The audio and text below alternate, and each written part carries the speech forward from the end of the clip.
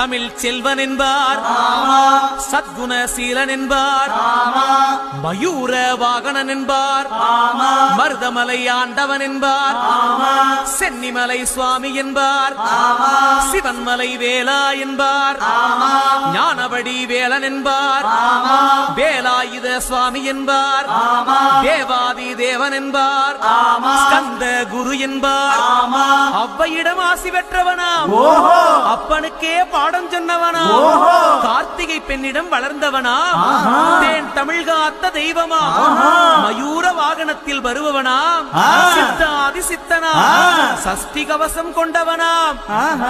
அப்படிப்பட்ட முருகனவே ரொம்ப ரொம்ப சின்னவனா. முருகன் சின்ன சின்ன முருகைய